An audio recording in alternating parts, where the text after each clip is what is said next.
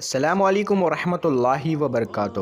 پیارے دوستو، حضرت احمد بن سعید رحمۃ اللہ تعالیٰ علیہ اپنے والد محترم سے نقل کرتے ہیں، کوفہ شہر میں ایک عبادت گزار، خوبصورت اور ایک نیک سیرت نوجوان رہا کرتا تھا۔ وہ اپنا زیادہ تر وقت مسجد میں گزارتا تھا اور ہر وقت یاد الہی میں مشغول رہتا تھا۔ ایک مرتبہ ایک حسین و جمیل اور عقل مند عورت نے اس کو دیکھ لیا۔ دیکھتے ہی وہ اس پر عاشق ہو گئی اور اس کے خیال میں گم رہنے لگی۔ بالآخر جب محبت شدت اختیار کر گئی، وہ راستے میں کھڑی ہو گئی۔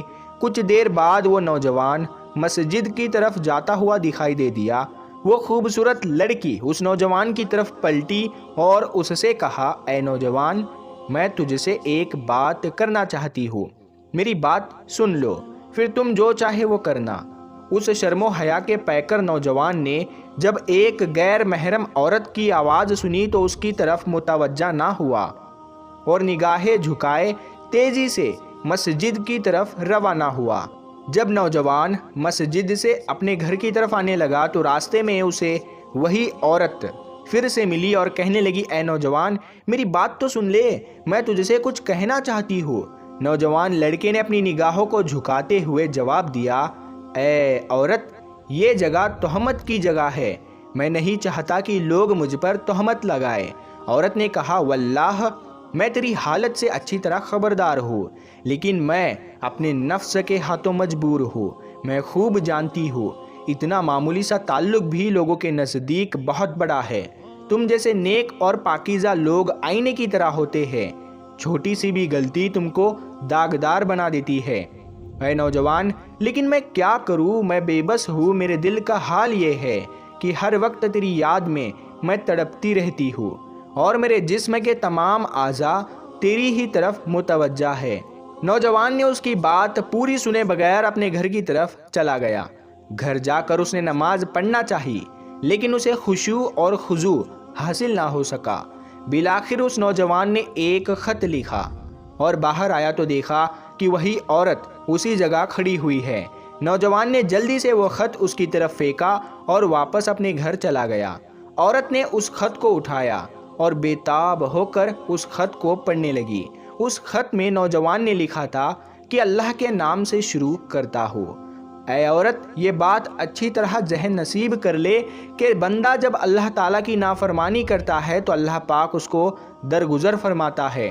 جب بندہ دوبارہ گناہ کرتا ہے تو اللہ پاک اس کی پردہ پوشی فرماتا ہے، لیکن جب بندہ اتنا نافرمان ہو جاتا ہے کہ گناہوں کو اپنا اوڑھنا بچھونا بنا لیتا ہے تو اللہ پاک اس سے سخت ناراض ہوتا ہے، اور اللہ کی ناراضگی کو زمین و آسمان، پہاڑ، شجر و حجر کوئی بھی برداشت نہیں کر سکتا۔ کس میں ہمت ہے کہ وہ اس کی ناراضگی کا سامنا کرے؟ اے عورت، اگر تو اپنے بیان میں جھوٹی ہے تو میں تجھے وہ دن یاد دلاتا ہوں جس دن آسمان بکھر جائے گا اور پہاڑ روئی کی طرح اڑ جائیں گے اور تمام مخلوق اللہ تعالیٰ کے سامنے گھٹنے ٹیک دے گی۔ اللہ کی قسم، میں اپنی اصلاح میں کمزور ہوں، پھر بھلا میں دوسروں کی اصلاح کیسے کر سکتا ہوں؟ اے عورت، اگر تو اپنی باتوں میں سچی ہے اور واقعی تیری کیفیت وہی ہے جو تو نے بیان کی ہے تو میں تجھے ایک ایسے طبیب کا پتہ بتاتا ہوں جو ان دلوں کا بہترین علاج جانتا ہے، جو مرض عشق کی وجہ سے زخمی ہو گئے ہو اور وہ ان زخموں کا علاج کرنا خوب جانتا ہے، جو رنج و غم کی بیماری کو ختم کر دیتے ہیں۔ اے عورت، جان لے وہ طبیب حقیقی اللہ ہی ہے۔ تو سچی طلب کے ساتھ اس کی بارگاہ میں ہو جا۔ بے شک میں اللہ کی اس فرمان علی شان کی وجہ سے تجھ سے تعلق نہیں رکھنا چاہتا، جیسا کہ اللہ پاک نے قرآن کریم میں ارشاد فرمایا ہے، اور انہیں ڈرا اس نزدیک آنے والے آفت کے ڈر سے جب دل گلوں کے پاس آ جائیں گے۔ غم بھرے ان ظالموں کا نہ کوئی دوست ہوگا اور نہ کوئی سفارش کہ جس کا کہا مانا جائے۔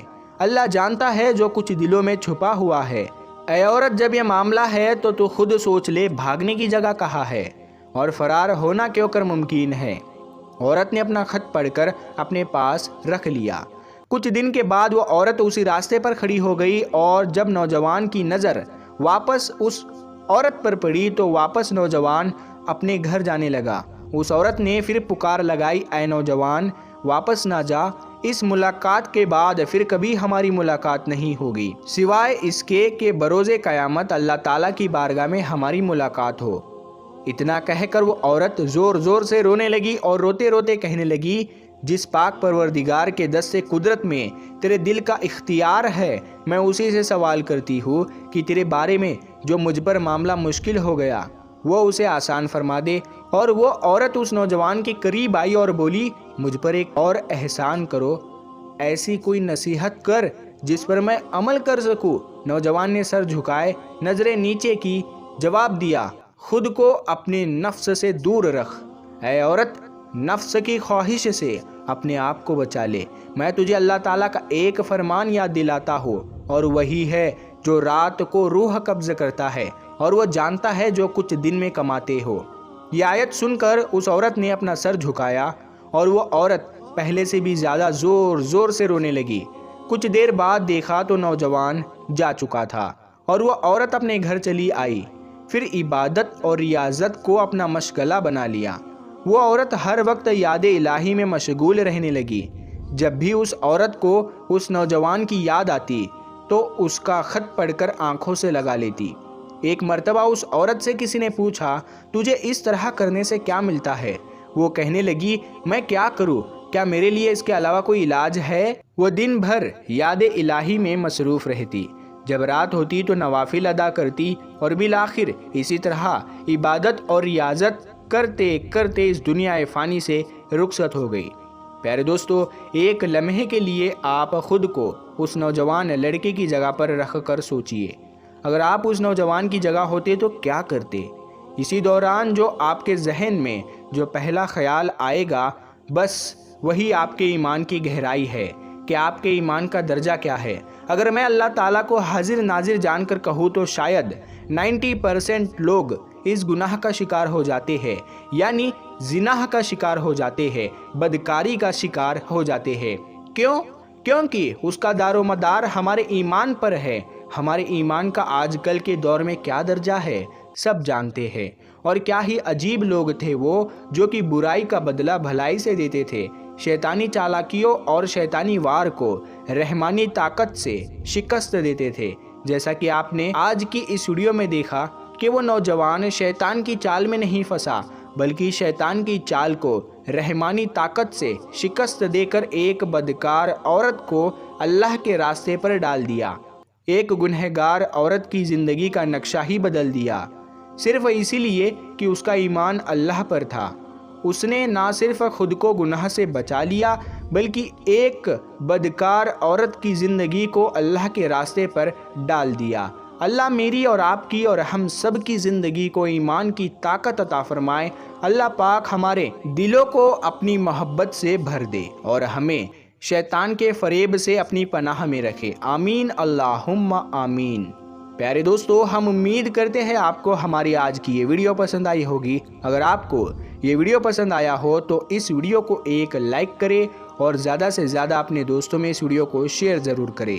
اور اگر ابھی تک آپ نے ہمارے چینل پٹھان وائس کو سبسکرائب نہیں کیا ہے تو ہمارے چینل پٹھان وائس کو سبسکرائب کر کے ساتھ میں لگے بیل آئیکن کو ضرور دبا دے، تاکہ ہم جب بھی کوئی نئی ویڈیو اپلوڈ کرے تو سب سے پہلے آپ کو اس کا نوٹیفیکیشن ملتا رہے۔ پیارے دوستو، ہم ملتے ہیں پھر ایک نئی ویڈیو کے ساتھ، تب تک کے لیے السلام علیکم، اللہ حافظ۔